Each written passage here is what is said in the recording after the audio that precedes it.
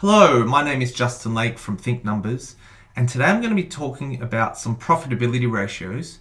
And when you're looking at a profit and loss statement and balance sheet, how to actually come up with some of the profitability ratios. So the first thing to note is you could be presented with some information like this in the real world. And this is a balance sheet, and this is a statement of income and retained earnings, or part of it is actually the profit and loss statement. And so we're actually going to work out how do we calculate the gross profit, the net profit, and also work out the EBITDA. So let's actually go through each one of these. First of all, profitability ratio, just to understand this, is about how much money you actually make in terms of return based on for every dollar that's sold to your customer. So let's start with each one. So gross profit, firstly, you can see that the level this is at within the profit and loss statement is it's your sales less your cost of goods sold is your gross profit. Whereas your net profit ratio then excludes all your operating expenses, adds any operating income, lesses any interest expense and income tax to actually come up with your net income amount. Now, the main difference between the two is that gross profit is really about what your core business is about. So if you're in the business of, you're a fruit shop, the main thing that you're interested in is for every piece of fruit that you sell, what it actually costs you to buy and what it costs you to sell. That's your profit. However, not all fruit shops are the same. Some fruit shops could actually have large operating expenses because they're in a shopping center, or they've got high overhead costs, and that will come through their operating expenses. Or it's also possible that the owners of the business have funded the business through a lot of debt, and therefore they've got a high interest expense. So, by excluding all these other items, gross profit really tells you about the core business and how it's performing. So the gross profit ratio is actually your gross profit, and you always divide it by your sales. So let's work that out. If we take a gross profit of $1,400 and we divide it by our sales number of $3,000, let's actually calculate what that will end up being. 1,400 divided by 3,000 is 46.67%. And you can times it by 100 to actually turn it into a percentage. So for every dollar sold, we actually, compared to what it actually costs us, we're making 46.67% profit. Now, if we now look at our net profit ratio,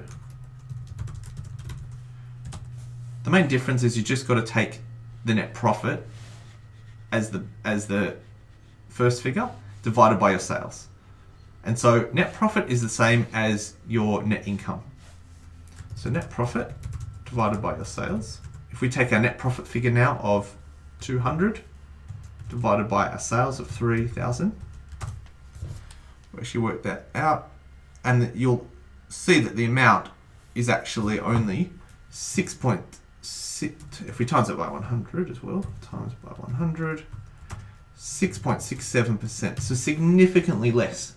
And you can see that it's 40% difference compared to the gross profit ratio, because you've got all these operating expenses that need to come out, plus you've got some interest, and obviously the tax as well, it takes a big chunk out of that profit. So really, that's really what you will end up with after all your expenses are paid at the end of the day.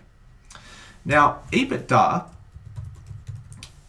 what EBITDA is, the actual terminology is earnings before interest and tax and depreciation and amortization. And what this is actually doing is, again, it's not a ratio as such, it's an actual terminology where you're actually looking at the level within your profitability by excluding things like interest, tax, depreciation, and amortization, because a lot of these items are not operational necessarily, operational profits. A lot of these things could be long-term things that you need in order to run your business and fund your business. So let's actually work out how you would work that out.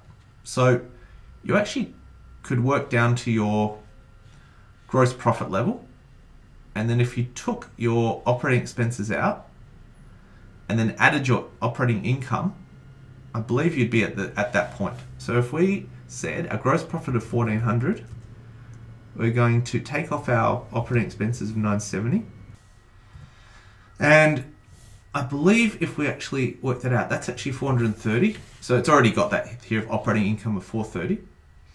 And that amount is actually excluding your interest expense, your income tax, as well as, in this case, there is no depreciation and amortization.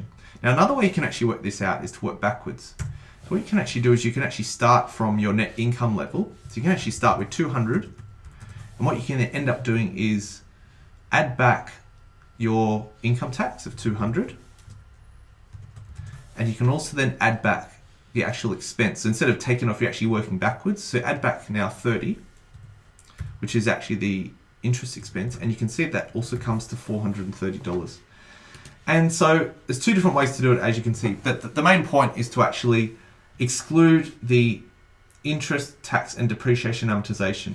In this case, there wasn't any depreciation and amortization, but as you could see, the way to work it out would be to work out the line level just before that starts to kick in, or to add it back if you're working from the bottom up, just to add back the depreciation and amortization to get to the result. All right, well, I hope you've enjoyed this lesson, and I hope to see you in other videos.